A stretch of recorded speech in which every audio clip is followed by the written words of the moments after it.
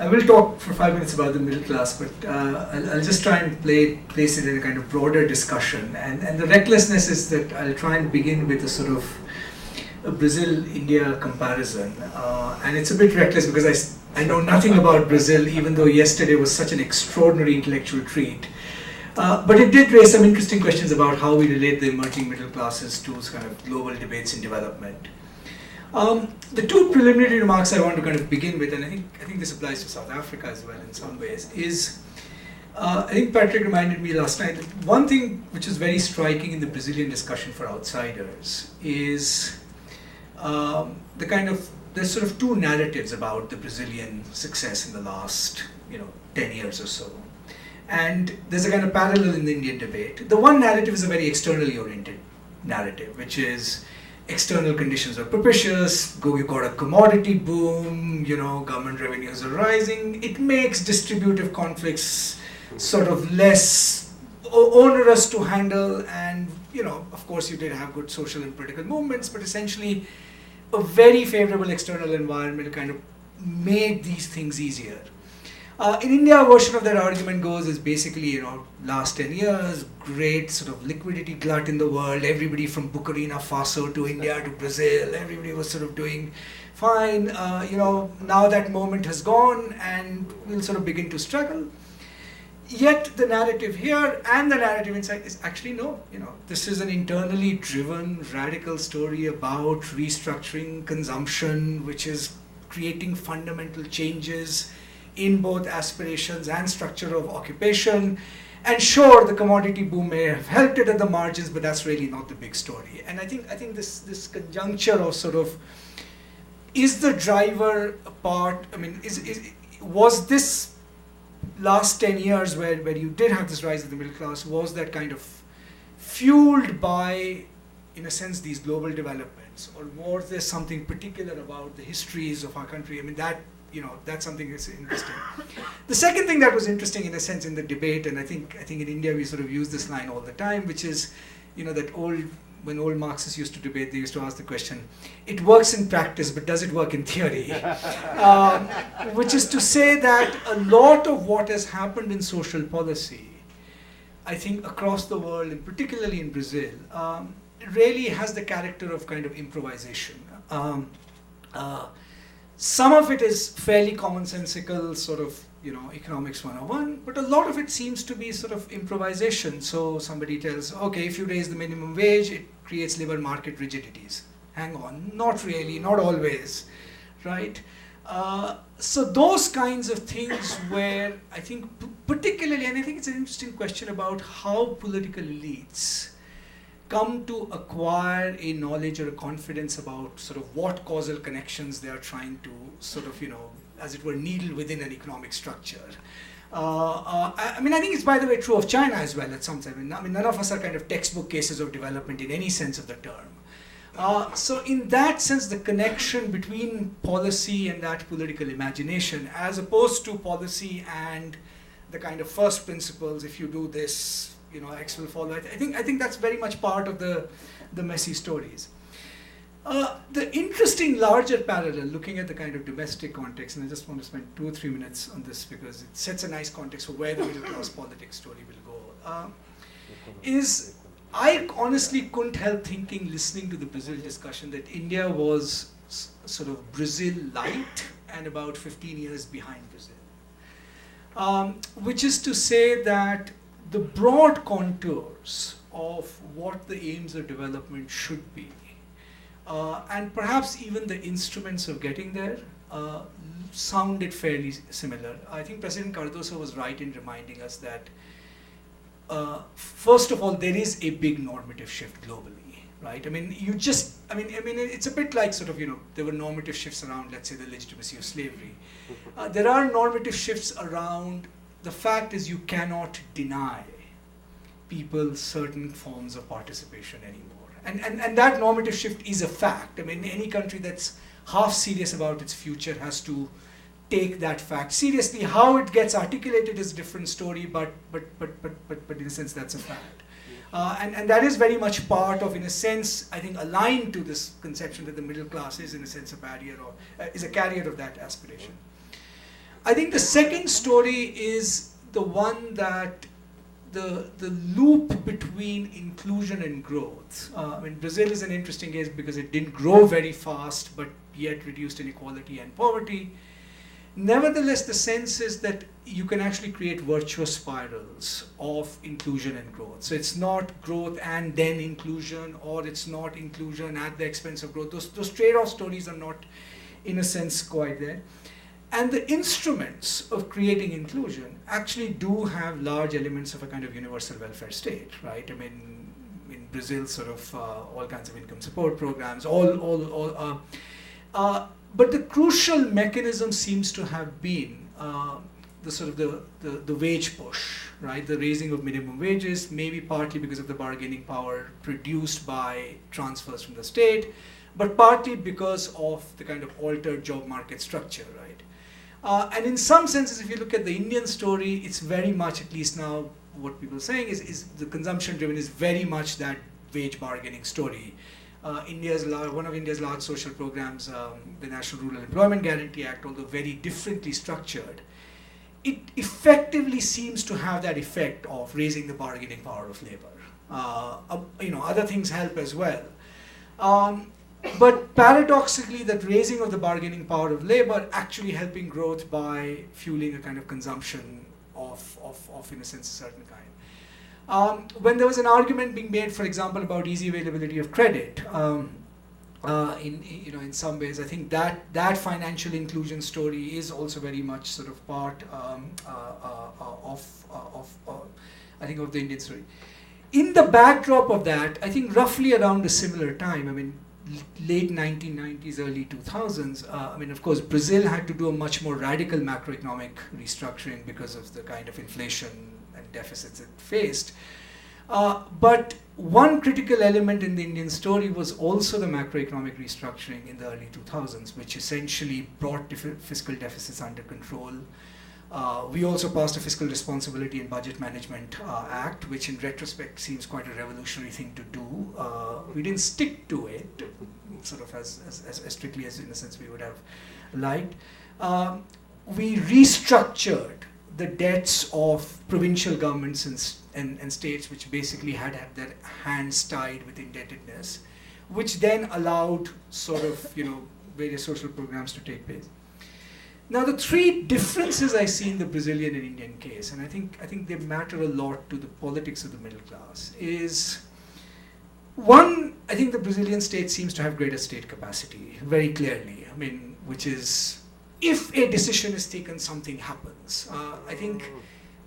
It's a relative judgment. I know it's we need a scale of that, but it is a relative sort of judgment. But certainly, I think superficial impressions suggest that there is a little bit more state capacity. Second, and most importantly, the decentralization story in Brazil, which really is, I think, much more prominent and powerful than in India. I mean, I think in India also there's a normative recognition that decentralization is absolutely crucial to producing the good governance that can translate all these goodies into growth. But I think our institutional commitment to that seems to have been much weaker than Brazil's. Because what the decentralization seems to have done is kind of, Alexis Tocqueville's kind of main point about democracy and development is you get development when lots of people do lots of things. Some of them are crazy, most of them are not very well done, but the point is to sort of unleash that energy in different directions. And in a sense, I think Brazil is at that moment, India is at that moment where you begin to see a lot of that happen, and structures that actually allow you to sort of do that. But the most important difference, I think, is the political articulation of that story. I think what Brazil seemed to have has had really remarkably, I think, for any developing country in recent times, is about 10-15 years of continuity in policy, political leaderships that have had a mass base and have been able to actually articulate what the story is about. I think in the Indian context, the missing link is why the broad framework and policy instruments are similar. For various reasons, because of the way the Congress party has been embedded in Indian society, it doesn't have that grassroots embedding anymore. It can't call upon the unions. It doesn't have a story of mobility to tell where the leaders become embodiment of this new mobility. Its approach to politically communicating the story has been, let's say, much more anemic, much more bureaucratic. So it often gets lost. I mean, they themselves don't tell the story about how there is an incipient form of kind of social democracy emerging. And it does, what that means is that in a sense, while there's a lot of energy in civil society, there's a lot of energy in different levels of state governments, it doesn't quite come together in the way, in a sense, it actually does in Brazil. So this raises a kind of interesting question in a sense about, in a sense, where will the middle class, this rising kind of middle class, go? Now the problems are also similar. I mean, when you hear about the Brazilian discussion of infrastructure, it's one sector both of our countries struggle with in different ways. I think the negotiation around environment, where what is it about our political structures that can produce, decent negotiations in the social space. We sort of got that right. We got some growth story right. But these micro negotiations around, let's say intergenerational interests are in a sense still difficult. Now the question is, will the middle class continue to support this sort of, let's call it incipient social democracy, right? Universal welfare state combined with radical decentralization, combined with a lot of experimentalism and some commitment to the proposition that, some degree of equality is actually not just necessary for a good society intrinsically, but in a sense can be part of a creative process of in a sense, growth. And there I sort of see two narratives kind of emerging, which we don't know. One narrative basically says, actually, as this middle class gets more prosperous, in the Indian context, we made a distinction between a kind of global middle class and a local middle class. So a global middle class that is over kind of, 10 degrees PPP, $10 PPP, derives a lot of its income in a sense from being embedded in global structures of the economy, and the kind of local middle class, which is a median in income that is sort of within the 65% to I think it was 200% range of the median income. And there is a worry that in a sense the global middle class has kind of seceded from local political structures. Partly through a kind of literal exit, because it provides for itself, all the goods, or at least it thinks it does. I mean, that's also part of its self kind of interpretation, private education, private health, often just foreign education, and therefore does not act as much for as a force for holding the state accountable in this moment of new opportunity. On the other hand, there is a kind of local middle class that is still embedded and that is trying to sort of experiment with new institutions, trying to say, look, yes, this moment where the creation of the welfare state is now possible, not just possible, there is a political consensus around it. How do we ensure that the state actually does deliver in the way it does? The second sort of issue around the politics, I think, was implicit in President Cardoso's remarks, quite interesting sort of, for those of us who knew his academic work in the kind of the Marxist categories to kind of see where he ended up in that articulation, is one interpretation of what happened in Brazil was that part of the reason the story got embedded is you had incredible associational life, which took charge of it, unions and so forth, which were then linked to political structures, right? The other interpretation is really that what the rise of this middle class has done is created a completely different kind of idiom, where those old organizational forms are not that important. It's the new media, it's the simultaneity of transmission. It's almost like a form of strategic political communication in mass society that gets us information from TV. That's somehow a different political ballgame than the old political ballgame. Now, it may be that both processes are happening simultaneously, but with different objectives. That you need those thick organizational forms like unions, civil society organizations, but they operate much more effectively at the local level. I mean, they can be sort of embedded in relation to local government, but these larger political narratives really depend upon your ability to be able to master mass society, and this mass society has a very middle class characteristic. It's a very information-based society. It's the simultaneity of information, I think, as Riyad was kind of suggesting. And at least as I see, in a sense, India, I think our political class is struggling to actually recognize this fact that the old idioms of, while its vision of where it wants to take the country, I think, is relatively similar to Brazil's. I think its understanding of how you embed that in a political process is very different.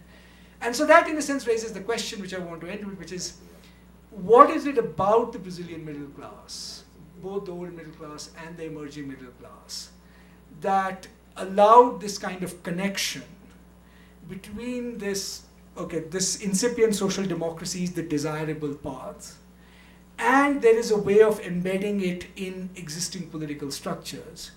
Whereas in India, in some ways, I think the incipient social democracy argument, while the state is doing several things that promote it, is largely being carried out outside of the mainstream political structure, where Brazil seems to be loving its politicians at the moment. We are completely contemptuous of our politicians. So are we. No, but it's sort of, Lula is a hero, sort of, right? So I think this question of the connection between that middle class idiom and the practices of politics is going to be a really interesting one. And the last and sort of final thought I'll end with, which didn't come up much in the Brazilian discussion yesterday, but certainly was there in the South African discussion, was that at the moment at which there is a logic towards kind of universalizing the middle class as a kind of aspirational category, fundamentally based on education. Yesterday one theme in all panels was, what's your development theory? Education, education, education, right? That's like the first 5 things you have to do. Nevertheless, that sort of that universalizing articulation of the middle class is still very much marked by the contradictions of race or caste in our respective countries. And in Brazil, it doesn't seem to that race issue it's an issue in politics, and clearly with the affirmative action programs, it's been clearly recognized in public policy. But it somehow has not impeded the explicit embrace of a kind of universalist vocabulary which goes with that middle class politics. Whereas in India, the two are seen in a lot more of attention, as I think there are in South Africa as well. So the universalism versus particularism of the middle class is still going to be a really live story, as it were, in this moment of hope and improvisation.